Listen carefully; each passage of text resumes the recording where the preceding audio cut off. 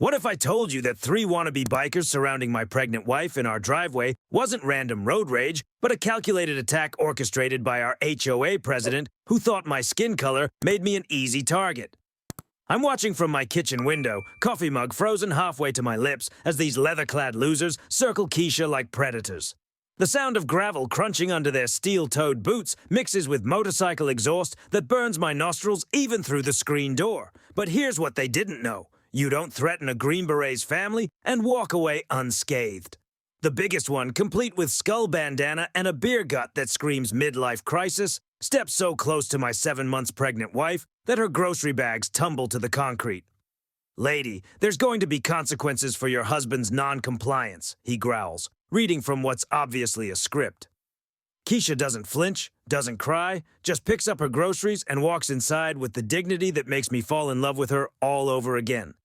That's when I knew these idiots had no idea what they'd just stepped in. What happens when you combine military training with righteous fury? In exactly 3 minutes, these clowns would be at my door, not to threaten, but to beg me to make their nightmare stop. And watching from across the street with a smirk that could curdle milk. Patricia Blackwood, our HOA president, enjoying her little show like it was premium cable. She was about to learn that messing with a black veteran's pregnant wife isn't just career suicide. It's a masterclass in why you should never mistake quiet professionalism for weakness. Drop your location below if you've dealt with racist HOA tyrants. I guarantee your neighborhood has similar horror stories, and today you're going to learn exactly how to fight back and win. Let me back up and tell you how we got here. My name is Damon Washington, 43 years old, and I spent 14 years as a Green Beret specializing in intelligence gathering and unconventional warfare. My wife Keisha is a pediatric surgeon at Children's Hospital, brilliant, tough as titanium, and 7 months pregnant with our first child. 6 months ago, we moved to Meadowbrook Heights, dropped $520,000 on a corner lot house because we needed space for our growing family and thought we'd found the perfect suburban paradise. This neighborhood looked like something from a magazine. Manicured lawns, matching mailboxes, the kind of place where people actually wave from their front porches. But scratch beneath that surface and you'll find it's run like a personal fiefdom by one woman, Patricia Blackwood, 49, HOA president for 7 straight years, running unopposed because she's systematically driven out anyone who dared challenge her authority. Patricia's also a real estate agent who profits directly from keeping property values artificially high, which means any deviation from her vision of suburban perfection gets crushed hard. The woman lives in the biggest house in the development, 3.2 acres, $850,000. And if you think that's a coincidence, you've never dealt with small-town tyrants who mistake a clipboard for actual power. Here's what nobody tells you about moving to a new neighborhood while black. You get exactly 2 weeks of polite smiles before the real attitude starts showing. The first incident happened when I was unloading boxes from the moving truck. My new neighbor, an elderly white man named Harold, wandered over with the kind of forced friendliness that sets off every alarm bell I learned to trust in combat zones. "So, you folks renting or?" he asked, eyes scanning our belongings like he was conducting inventory. When I told him we'd bought the house, his smile faltered for just a second. "Oh, well, that's nice. This is usually such a quiet neighborhood."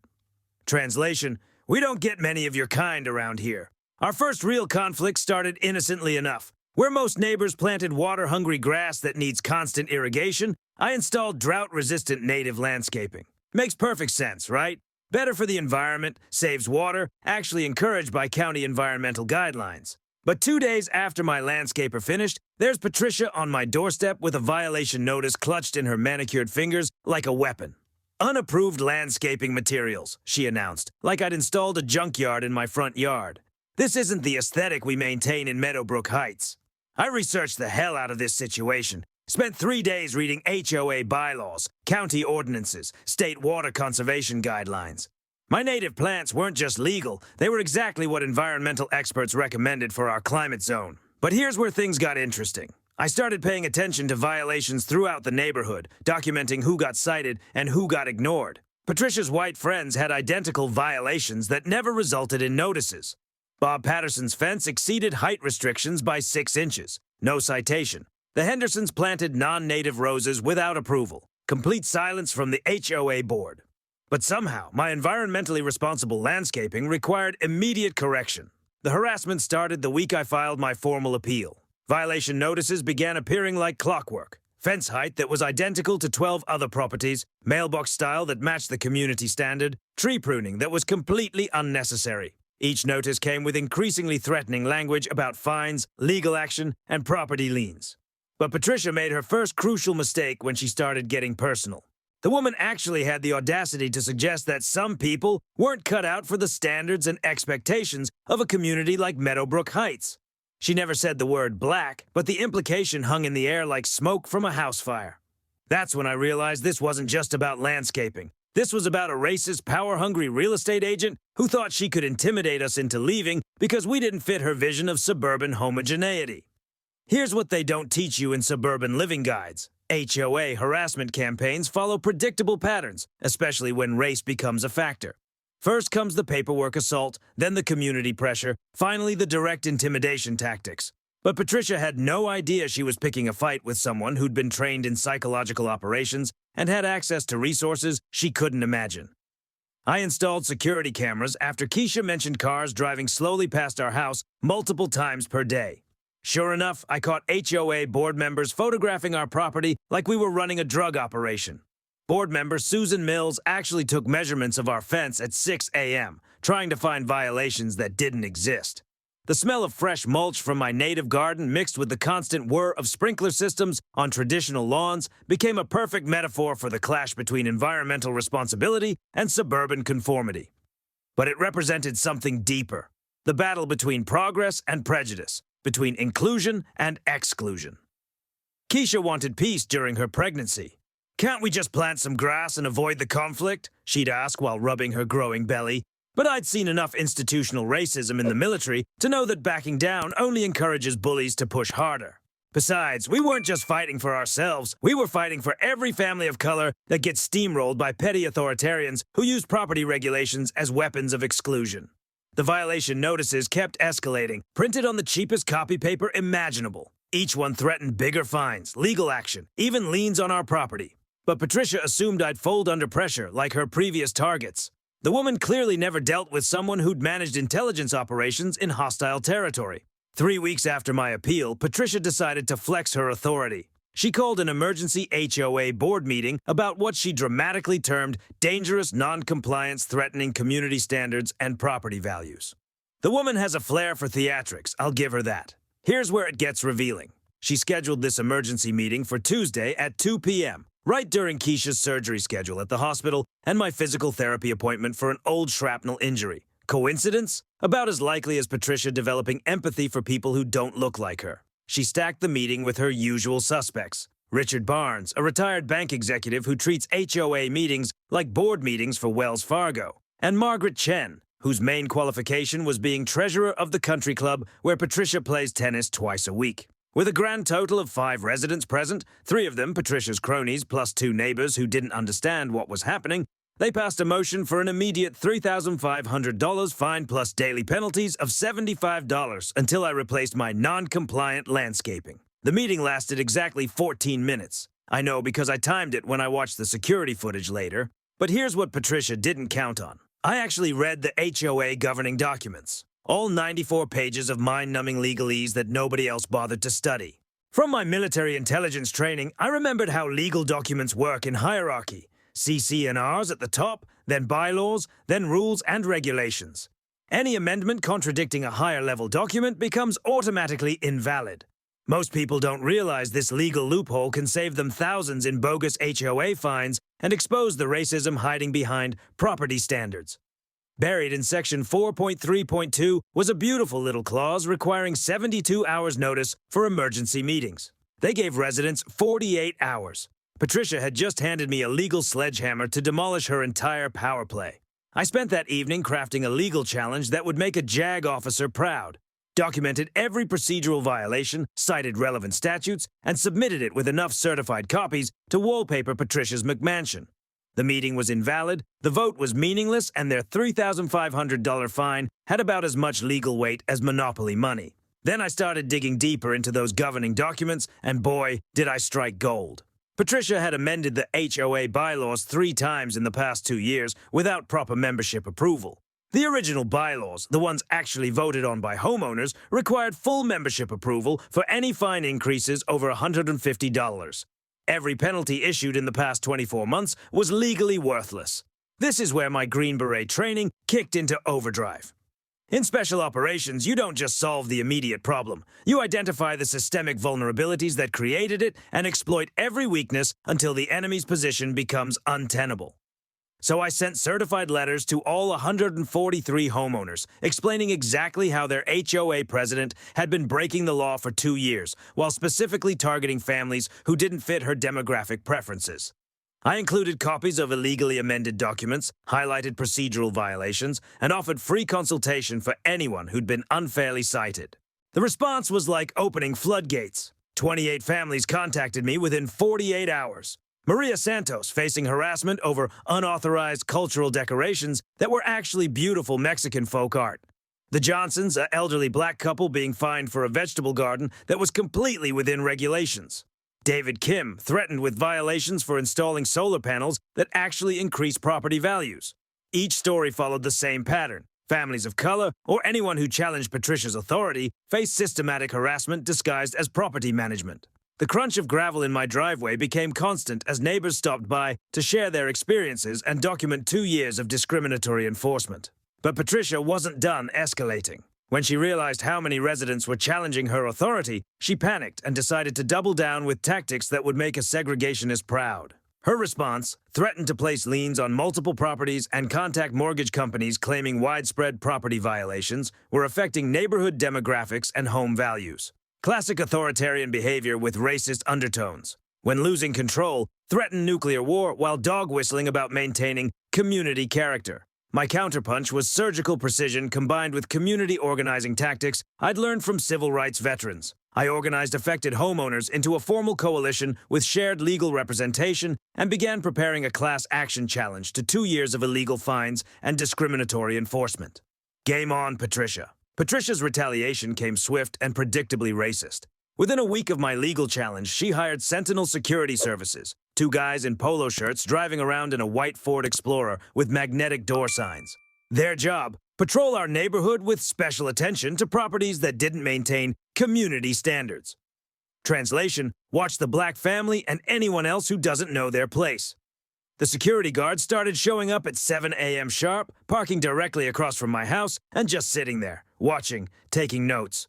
One of them actually issued me a trespassing warning for jogging on the public sidewalk that runs along the community's common area. I'm not kidding, they tried to ban me from public walkways in my own neighborhood. But here's where Patricia made her first major tactical error.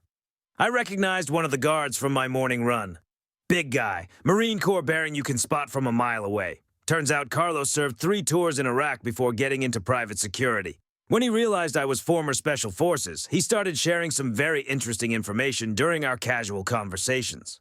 Like how Sentinel Security Services is owned by Patricia's brother-in-law, Russell Blackwood, and how their contract specifically mentions monitoring problematic residents who might negatively impact property values and community harmony. Carlos showed me photos on his phone of guards harassing the Santos family about their cultural decorations, intimidating the elderly Johnson couple about their vegetable garden, and following Keisha to her car when she left for her medical rounds. The metallic taste of rage filled my mouth as I watched security footage of these badge-wearing racists stalking my pregnant wife.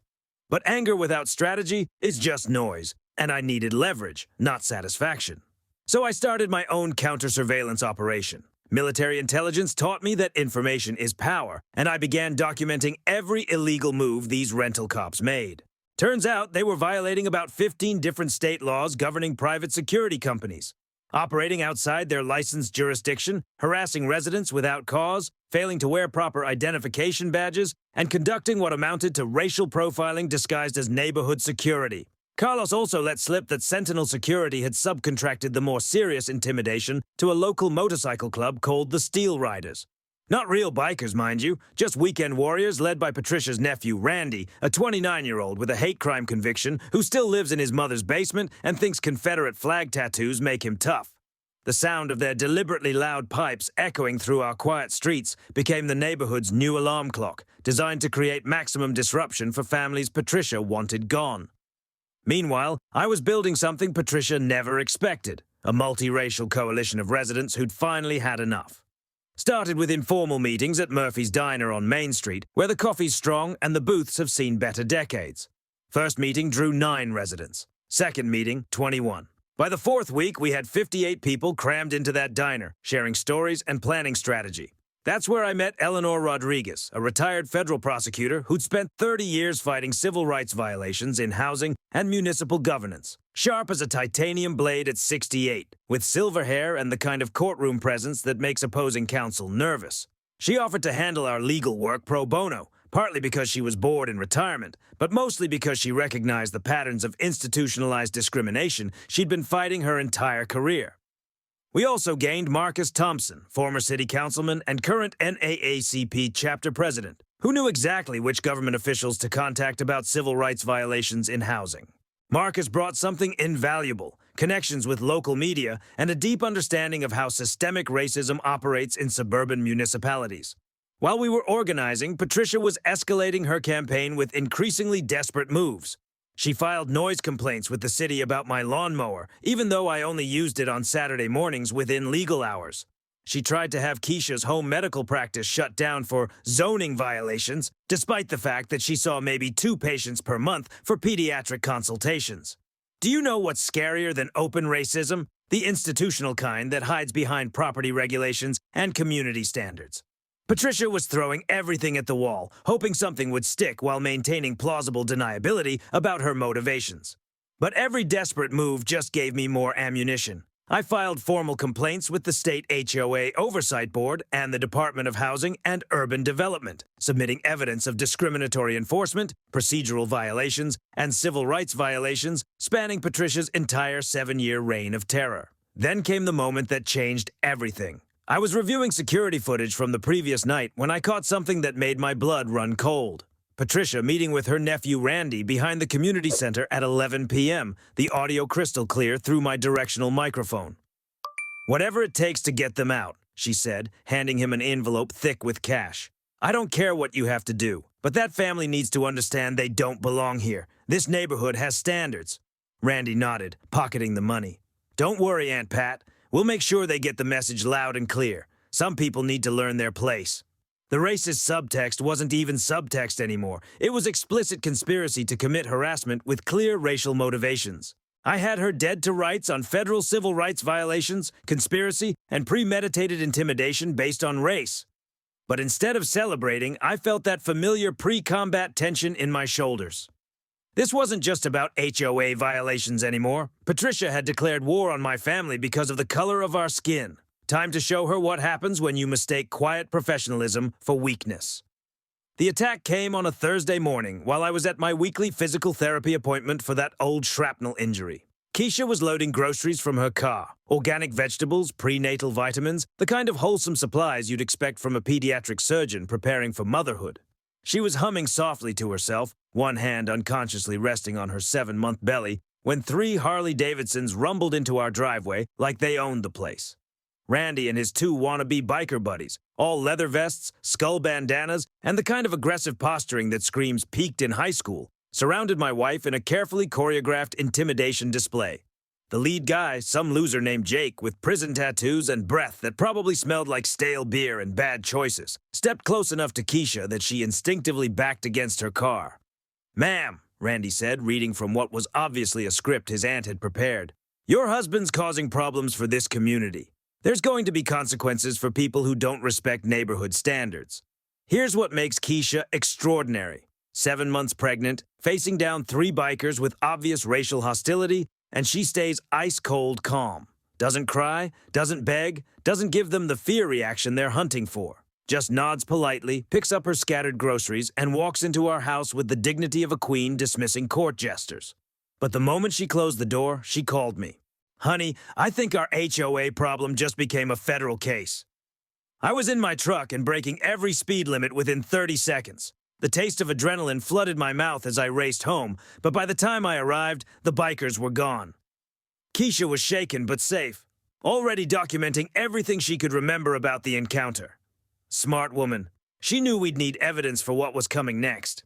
Here's where 14 years of Green Beret training kicked into overdrive. I spent exactly 3 minutes making phone calls that would change Randy's life forever. First call, my buddy Lieutenant Rodriguez at State Patrol, who ran the biker license plates through the system. Second call, a contact at the FBI Civil Rights Division who specialized in racially motivated intimidation cases. Third call, a private investigator who owed me a favor from my contractor days and specialized in hate group surveillance. The intel came back fast and beautiful. Randy had an outstanding warrant for violating probation on his hate crime conviction. Jake was violating parole by associating with known white supremacists. The third guy, Tommy, had missed his court-ordered anger management classes and had pending domestic violence charges. All three were looking at serious federal time if the right people started asking the right questions about racially motivated conspiracy. And suddenly, those right people were very interested in their case.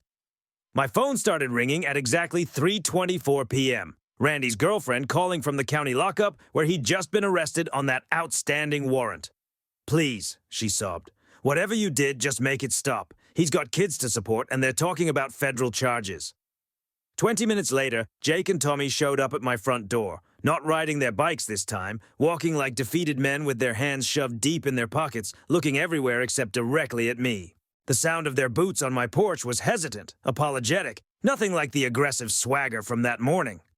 "Look, man," Jake stammered, "we just want to apologize. This whole thing got way out of hand. Randy's girl said you might be willing to help if we cooperated fully." I let them sweat for a full minute before opening the door wider. "Come in. We need to talk." What they told me over the next hour would have made a federal prosecutor weep with joy. Patricia had paid them $750 cash to deliver a message to my family, specifically requesting they approach Keisha when I wasn't home. She'd explicitly mentioned that some people needed to learn their place in communities like Meadowbrook Heights, using language that left no doubt about her racial motivations. The whole thing was premeditated harassment with clear racial bias and a paper trail thicker than Randy's criminal record. Both men agreed to provide sworn statements in exchange for my promise to contact federal authorities about their cooperation. I recorded every word, documented their willingness to testify, and suddenly had enough evidence to destroy Patricia's life completely while exposing the racist infrastructure she'd built. But here's the most beautiful part. Word of Randy's arrest spread through the neighborhood faster than gossip at a church potluck.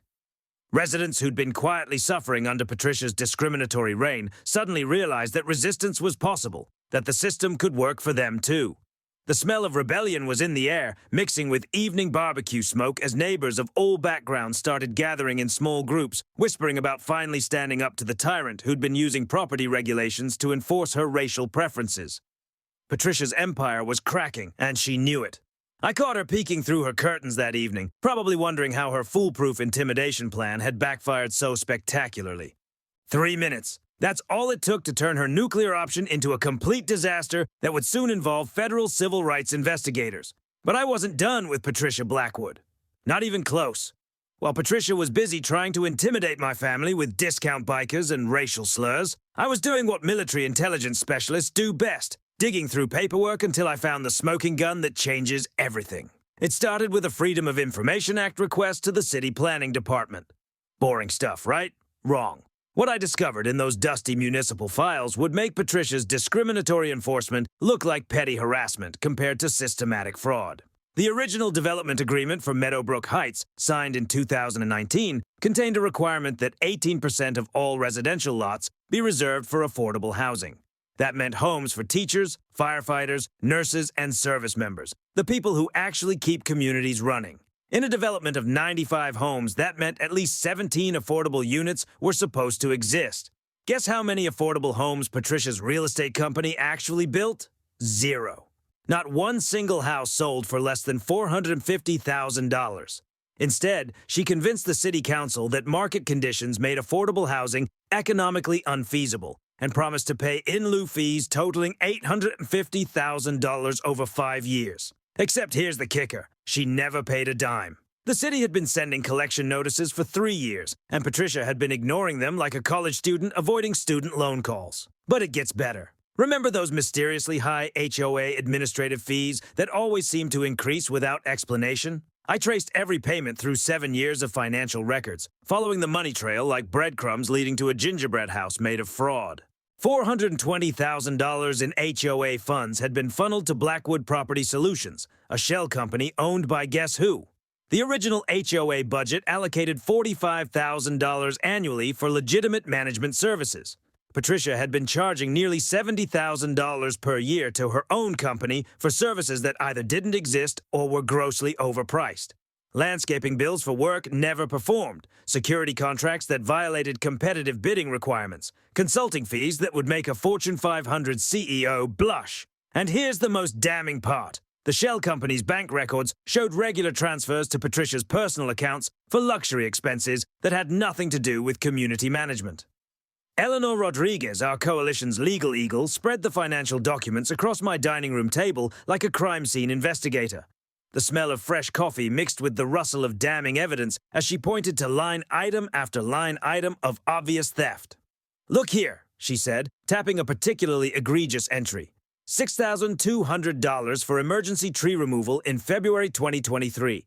But I drove through the whole neighborhood that month documenting storm damage for insurance purposes. No trees were removed anywhere. The scope of Patricia's corruption was breathtaking. She'd been systematically looting our community for 7 years while using racist enforcement tactics to silence anyone who asked questions.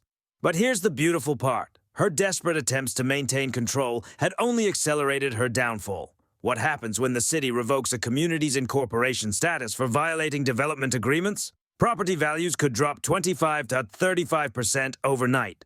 Patricia's real estate empire would crumble, taking her personal net worth with it. She faced potential criminal charges for nonprofit fraud, embezzlement, civil rights violations, and breach of fiduciary duty, crimes that carry federal prison time and asset forfeiture. Keisha found me that evening staring at the evidence spread across our kitchen table.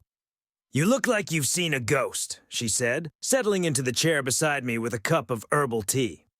"Not a ghost," I replied, holding up a bank statement showing Patricia's personal account receiving HOA funds. "I found our nuclear weapon." The power dynamic had completely shifted. Patricia thought she was fighting to maintain her authority and racial gatekeeping, but she was actually fighting to stay out of federal prison. Every escalation, every desperate move she made only dug her legal grave deeper while exposing the systematic racism underlying her entire operation. But instead of destroying her immediately, I chose a different path. The community deserved to see the truth, to understand how they'd been manipulated, robbed, and divided along racial lines. They needed to witness Patricia's downfall and participate in building something better from the ashes of her corruption. Justice served cold tastes so much sweeter than revenge served hot. Time to plan the most satisfying community meeting in HOA history. The war room was my dining room table, covered in enough evidence to convict a small municipal government. Every evening for 3 weeks, my house became mission control for the most important operation I'd ever planned. Not because it involved national security, but because it involved something more precious, my community's future, and the principle that racism disguised as property management would never go unchallenged. Eleanor Rodriguez arrived first each night, her leather briefcase containing legal documents that would make federal prosecutors and civil rights attorneys weep with joy.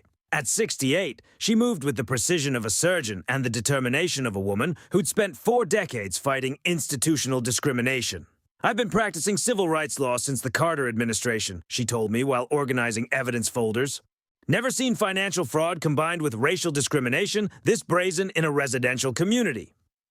Marcus Thompson brought political expertise and media connections that money couldn't buy. Former city councilman, current NAACP chapter president, and the kind of man who knew which reporters to call for maximum impact on both the corruption and civil rights angles. His weathered hands moved through municipal documents like a pianist reading sheet music, finding connections and legal precedents that would make our case bulletproof. Maria Santos transformed from intimidated neighbor into forensic accountant extraordinaire. Armed with reading glasses and a calculator that probably predated the internet, she traced every fraudulent transaction with the methodical patience of someone who'd balanced nonprofit budgets for 20 years. The scratch of her pencil against paper became our evening soundtrack as she documented 7 years of systematic theft. David Kim and his partner James handled our digital warfare. They created secure databases of evidence, cross-referenced financial records with discriminatory enforcement patterns, and built presentations that would make corporate executives jealous. Their laptops hummed quietly in the corner while they transformed raw data into visual storytelling that even Patricia's supporters couldn't deny. The master strategy unfolded like a special operations campaign. Phase 1, complete forensic audit with a certified public accountant who specialized in nonprofit fraud and civil rights financial cases. Cost $3,200, split among coalition members, but worth every penny for independent verification. Phase 2, simultaneous complaints to city, state, and federal authorities, including the Department of Housing and Urban Development for civil rights violations. Time to prevent Patricia from destroying evidence or fleeing jurisdiction. Phase 3, community meeting with full transparency, irrefutable proof, and media coverage that would expose both the financial corruption and racial discrimination. Phase 4, democratic election of new HOA leadership with constitutional safeguards against future corruption and explicit anti-discrimination policies. Eleanor filed the civil rights complaint with the Department of Justice on a Tuesday morning, followed immediately by financial fraud documentation for the FBI and State Attorney General. The smell of certified mail and legal documents filled my kitchen as we prepared packages for multiple government agencies. We're not just seeking justice, Eleanor explained while sealing envelopes. We're creating a paper trail that ensures this kind of systematic discrimination can never happen again. Maria's financial investigation revealed horrors beyond our worst suspicions. Shell company payments to Blackwood Property Solutions for services never rendered. Vendor invoices for maintenance projects that existed only on paper. Personal expenses charged to HOA accounts, including Patricia's luxury car lease, country club membership fees, and even a vacation to Hawaii disguised as a property management conference.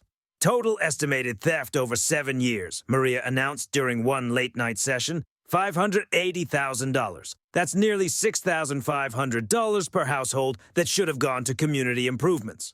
Marcus coordinated with local and national media, crafting a narrative strategy that would control how both stories rolled out. Timing is everything, he reminded us while updating his contact list.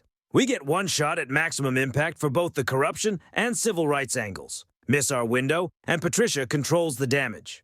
My role combined military logistics with psychological warfare and civil rights documentation. I created detailed timelines with contingencies for every possible response Patricia might attempt. Evidence storage with multiple backup locations, communication protocols ensuring information security, and most importantly, psychological pressure designed to prevent her from fleeing before facing justice on both criminal and civil rights charges.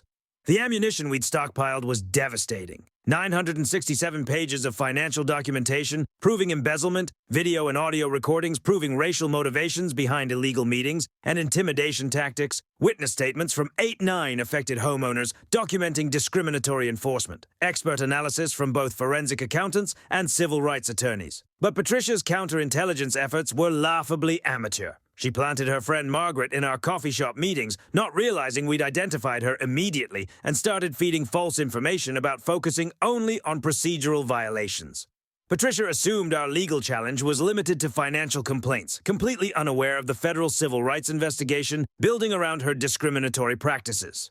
The waiting game tested everyone's patience. Keisha, now 8 months pregnant, provided emotional anchoring when tensions ran high.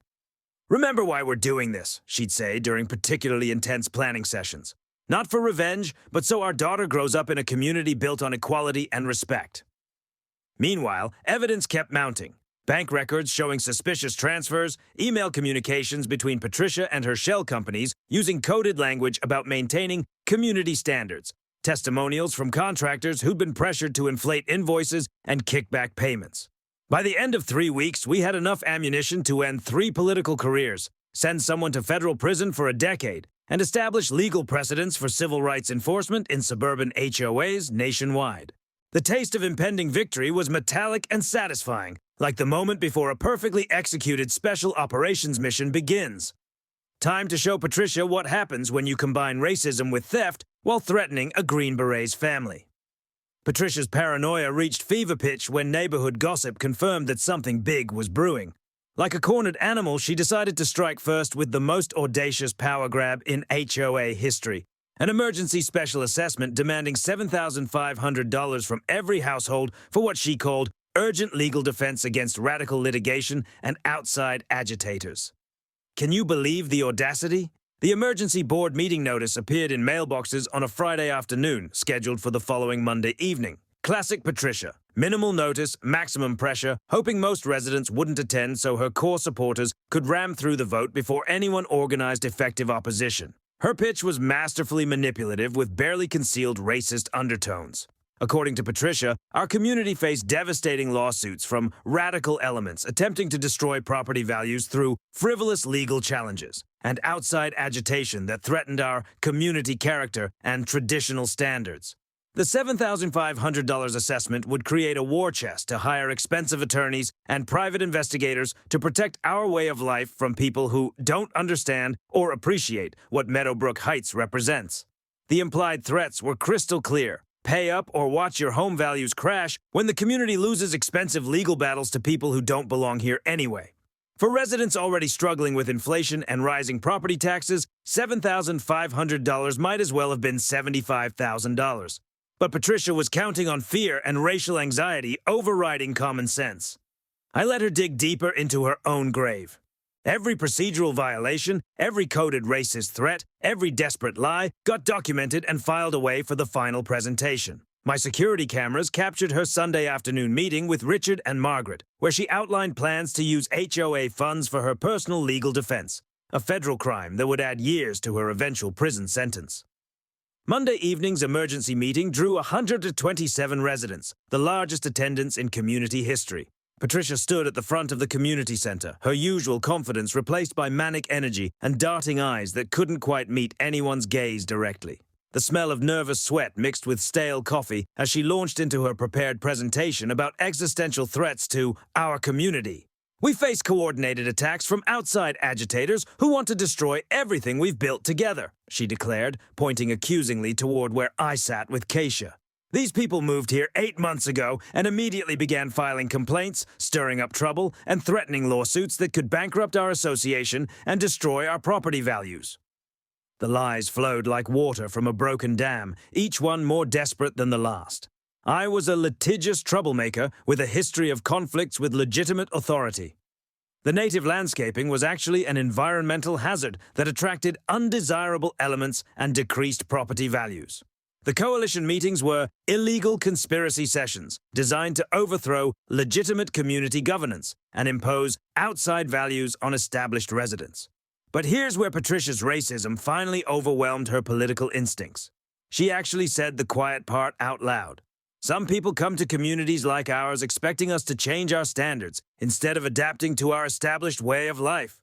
The room went dead silent. You could have heard a pin drop as 127 people processed what their HOA president had just revealed about her true motivations. The mask had finally slipped completely. That's when Maria Santos stood up, sweet Maria with her teacher's voice and grandmother's authority. "Patricia," she said, cutting through the stunned silence. "Before we vote on any assessment, I formally request a complete financial audit covering the past 7 years, including all vendor relationships and administrative fees." The room erupted. Residents who'd never questioned HOA finances suddenly looked very interested in getting answers. Patricia's face drained of color as Maria continued. "Specifically, I want independent verification of all payments to Blackwood Property Solutions and any other companies where board members have financial interests." Patricia stammered something about unnecessary bureaucracy and trusting elected leadership, but the damage was nuclear. The racist subtext combined with financial secrecy had finally awakened a sleeping giant. The vote on the special assessment failed spectacularly, 119 against, 8 in favor. Only Patricia and her inner circle supported the measure.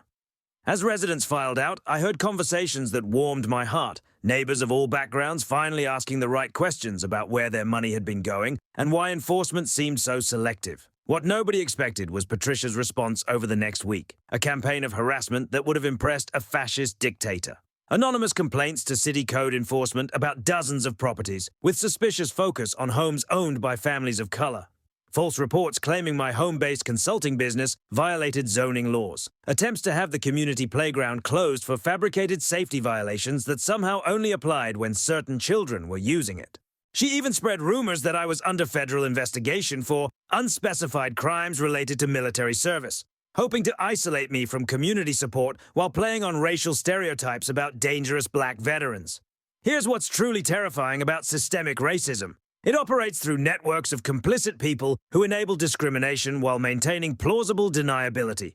Patricia had completely lost touch with reality, lashing out at everyone like a drowning person pulling others underwater. But Patricia's amateur hour tactics backfired spectacularly when she hired a private investigator to dig up dirt on my military service and personal finances.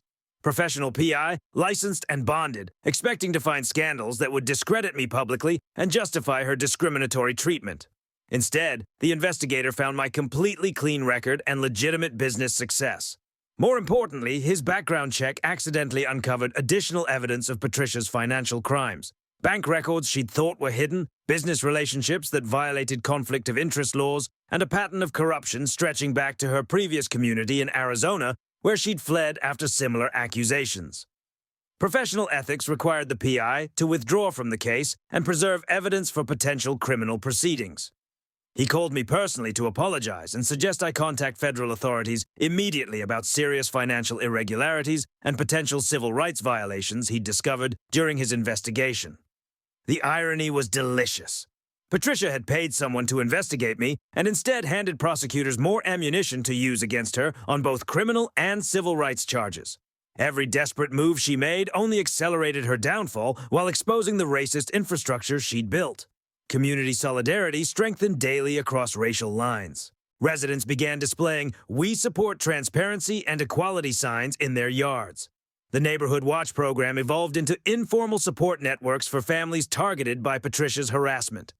A GoFundMe campaign raised $18,000 in 72 hours to support legal expenses and civil rights advocacy. The pressure cooker was ready to explode, and I held the trigger. Time for the final act. Patricia's final gambit was as desperate as it was predictable. 3 days before our scheduled community presentation, she filed a restraining order claiming I'd threatened her safety through systematic harassment and intimidation tactics learned from military training and had made racially charged threats against her and other white residents. The woman who'd sent bikers to terrorize my pregnant wife was now playing victim with Academy Award-worthy performance, complete with coded language designed to activate racial fears about dangerous black men.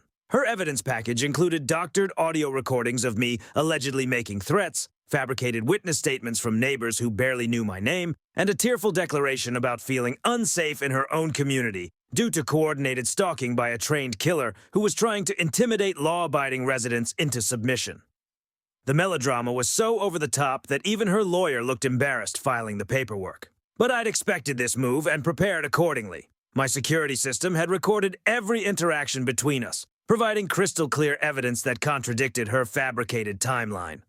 Audio analysis by the same forensic expert we'd used for the financial investigation proved her recordings were edited and manipulated. Digital cut-and-paste jobs that wouldn't fool a high school computer class. The restraining order hearing turned into Patricia's worst nightmare. Her attorney withdrew the petition after reviewing my counter-evidence, and the judge suggested she might want to consult with both criminal defense and civil rights attorneys about filing false police reports with racial motivations. Watching her storm out of the courthouse, I almost felt sorry for her. Almost. Her next desperate move involved the media, but not the way she'd planned. Patricia contacted Channel 7 News with a sob story about military veterans using intimidation tactics against elderly white women, complete with crocodile tears and claims about fearing for her safety from radical elements trying to destroy traditional community values. The reporter initially showed sympathy until I provided the comprehensive evidence file we'd compiled, including the racist audio recordings and financial fraud documentation. 24 hours later, Channel 7 called back, not to interview Patricia about harassment, but to investigate HOA corruption combined with civil rights violations in suburban housing. The story had completely flipped, and suddenly local news was digging into 7 years of embezzlement, discriminatory enforcement, and racial harassment disguised as property management. Patricia's attempt to play the victim had backfired into a public relations disaster that would soon involve federal civil rights investigators. Meanwhile, our coalition accelerated the timeline for maximum impact. The community presentation moved to Sacred Heart Church's Fellowship Hall after Patricia tried unsuccessfully to cancel our school venue by claiming security threats from radical agitators. Within hours, we had a new location with expanded seating and invitations sent to city council members, federal investigators, civil rights organizations, and media representatives from 3 counties. The night before our presentation, Patricia's last remaining ally finally cracked under the pressure. Richard Barnes, the retired bank executive who'd rubber-stamped years of financial irregularities while ignoring obvious discriminatory patterns, appeared at my door looking like a man who'd seen his own obituary. His hands shook as he handed me a manila envelope thick with bank records and internal communications. "She threatened my grandchildren," he whispered, glancing nervously over his shoulder. "Said if I didn't keep quiet about the financial stuff and the other things, she'd make sure everyone knew about my past bankruptcy and destroy my family's reputation. I can't do this anymore." The documents Richard provided were devastating. Bank records showing direct transfers from HOA accounts to Patricia's personal expenses, email chains discussing how to hide financial irregularities from annual reports, and recorded phone conversations where Patricia openly discussed using property regulations to force out undesirable residents who didn't fit the community's demographic standards. But the most damning evidence was a signed confession Richard had prepared detailing 5 years of financial manipulation, discriminatory enforcement, and witness intimidation. He agreed to testify publicly about Patricia's threats and provide sworn statements to both criminal prosecutors and federal civil rights investigators. State and federal authorities were circling like sharks smelling blood. The Attorney General's office confirmed an active investigation into HOA financial crimes.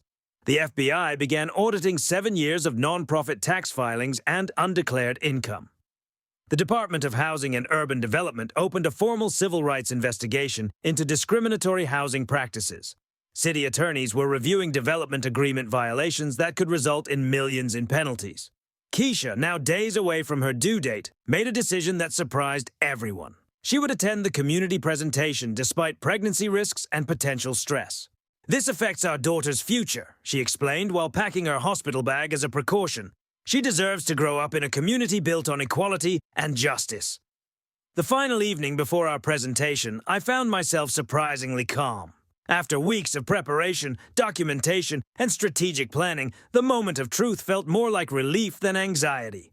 The evidence was overwhelming, the community support was solid, and justice, both criminal and civil rights, was finally within reach. Patricia spent that same evening barricaded in her McMansion, refusing interview requests from local and national media, and reportedly drinking heavily while screaming at someone on the phone about ungrateful residents and people who don't know their place. According to neighbors who heard her rants, her lawyer had already withdrawn from representation, leaving her to face the coming storm alone. The calm before the hurricane felt almost peaceful. Tomorrow, our community would finally learn the truth about 7 years of systematic corruption, financial theft, and racial discrimination disguised as property management.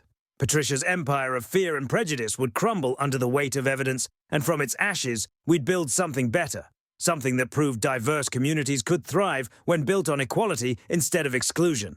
But first, she had to face the music in front of 400 neighbors, city officials, federal investigators, and television cameras from 3 states.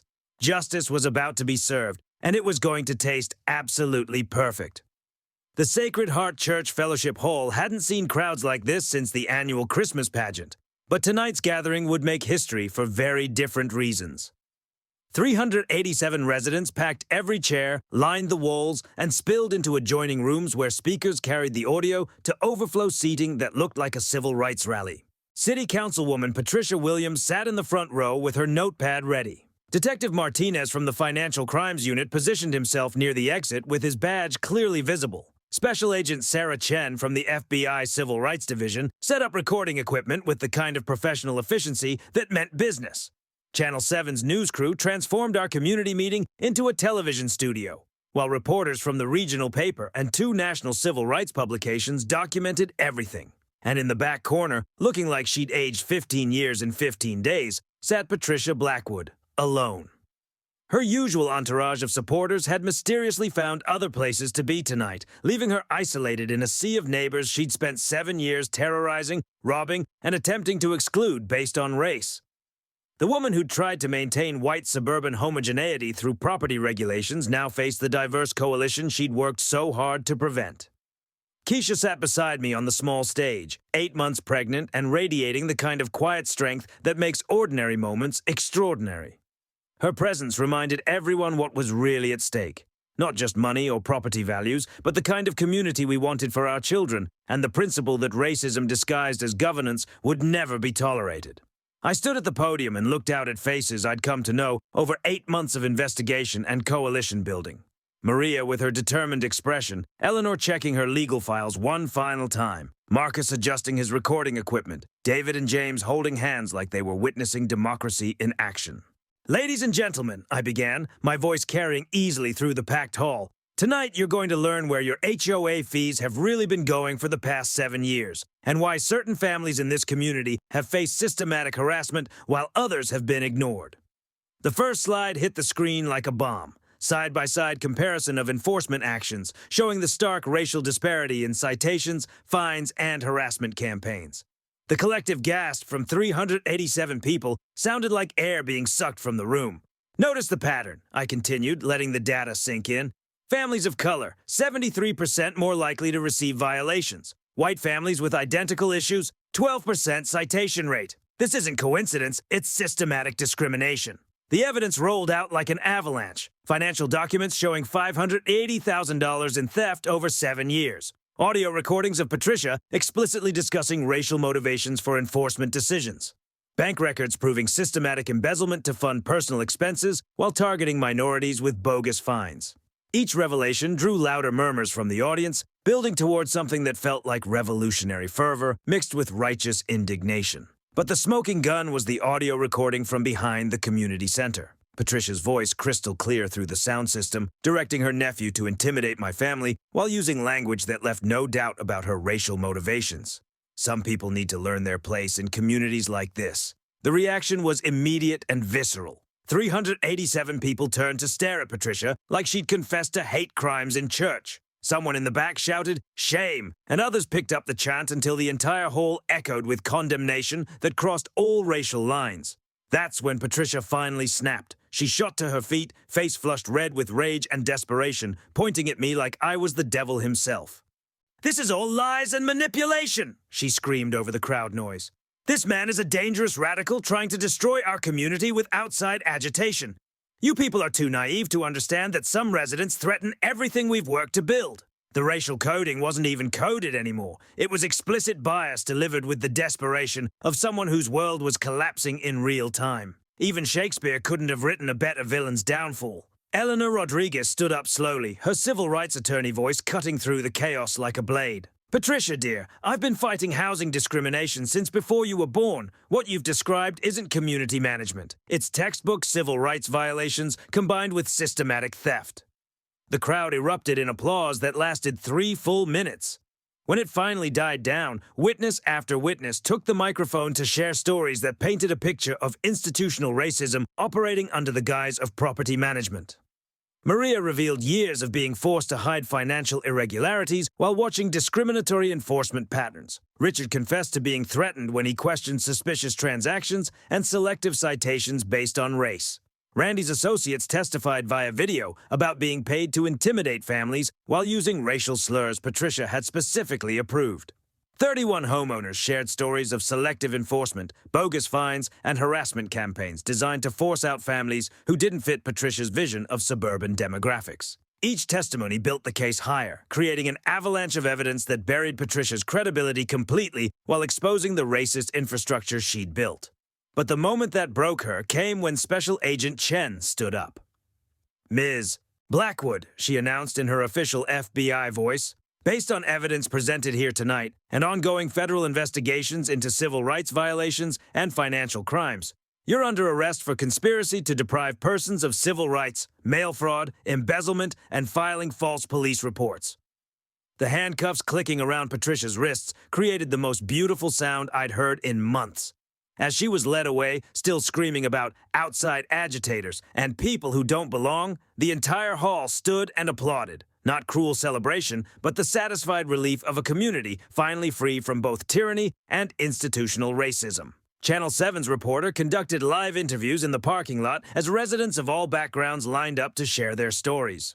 "This is what grassroots civil rights enforcement looks like in the 21st century, she told the camera. A diverse community standing together against both corruption and discrimination, and winning. The emergency vote was unanimous. Dissolve the existing HOA board immediately. elect interim leadership with strict financial oversight and explicit anti-discrimination policies, and commit to complete transparency in all future operations while actively promoting inclusive community standards.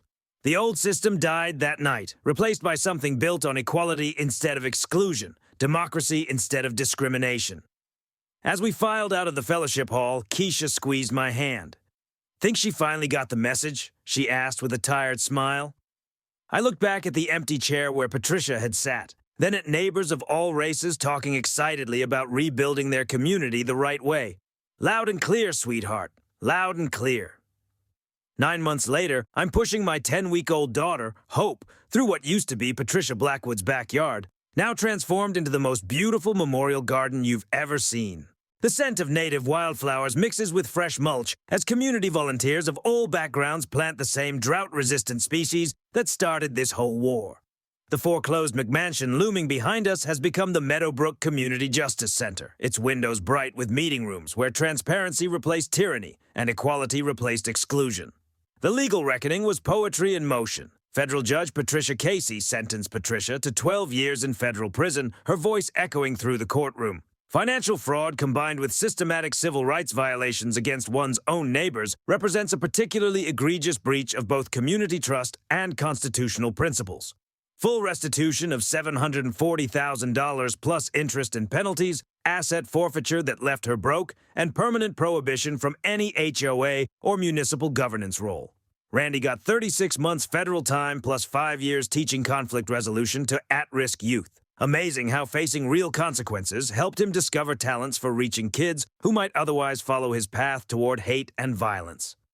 The house where Patricia once reigned like a suburban dictator sold at auction for $380,000. Our new democratically elected board purchased it immediately using recovered funds and federal grants for community justice initiatives. Every stolen penny was returned to residents with interest, but more importantly, we'd established legal precedents for fighting racism in suburban governance that communities nationwide were already using. Property values increased 18%, not because of authoritarian enforcement, but because young families of all backgrounds started choosing Meadowbrook specifically for our transparent governance, inclusive policies, and community-focused approach that proved diversity strengthens rather than threatens suburban life. My consulting business exploded after the civil rights victory went viral. Communities from Arizona to Florida begged for help fighting their own HOA corruption and discrimination. Keisha teases that I've become the civil rights HOA whisperer, though I prefer thinking of myself as someone who helps ordinary people defeat institutional racism using the law as our weapon. The ripple effects still amaze me. Senator Margaret Torres sponsored the HOA Civil Rights Reform Act after our story reached national attention. Annual independent audits, financial transparency, and explicit anti-discrimination enforcement now required statewide. The legislation passed unanimously and has already uncovered corruption and bias in 63 other communities. Sometimes one victory creates dozens more, while proving that justice delayed doesn't have to mean justice denied. The Meadowbrook Equality Scholarship Program, funded entirely by recovered theft money and federal grants, awarded its first grants last month. $15,000 each to 8 local students of all backgrounds pursuing careers in civil rights law, education, healthcare, and public service. Maria chairs the selection committee, her face glowing with pride as she transforms Patricia's greed and prejudice into opportunities for deserving kids who represent America's diverse future. Our annual Community Unity Festival, held on grounds where Patricia once plotted intimidation campaigns and racial exclusion, celebrates everything she tried to destroy. The sizzle of barbecue from multiple cultural traditions mingles with children's laughter in 6 different languages as families gather for evening concerts on the exact spot where discrimination once festered in darkness. Hope's first birthday will be celebrated here, surrounded by neighbors who actually know each other's names and prove that diverse communities thrive when built on equality instead of fear. But the change I treasure most can't be measured in dollars or legal victories.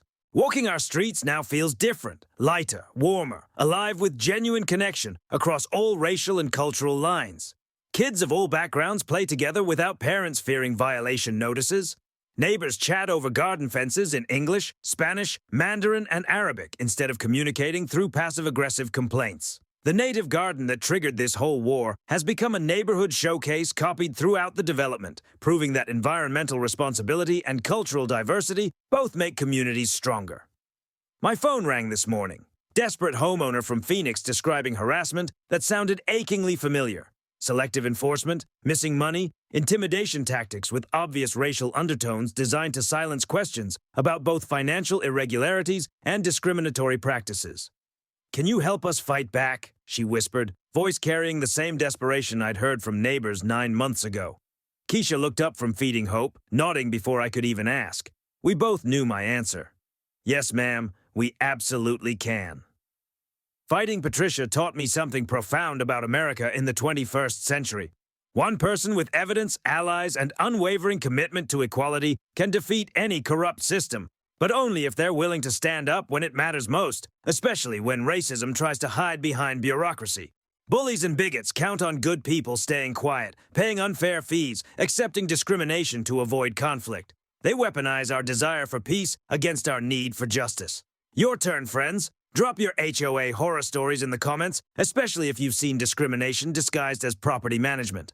I read every single one, and together we can figure out your path to justice. Whether you're dealing with financial corruption, selective enforcement, or power-hungry board members who've forgotten they work for everyone regardless of race or background, there's always a solution waiting in those governing documents and civil rights laws. Hit that subscribe button for more David versus Goliath neighborhood justice content that proves ordinary people can defeat extraordinary corruption and bigotry. Remember, the next time some petty tyrant tries to intimidate your family or uses property regulations to enforce their prejudices, you've got more power than you realize.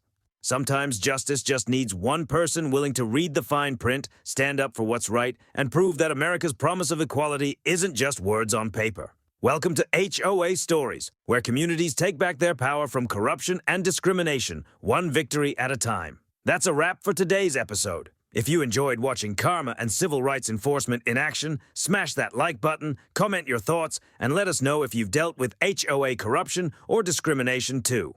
Subscribe so you won't miss the next story of ordinary people defeating extraordinary injustice we post.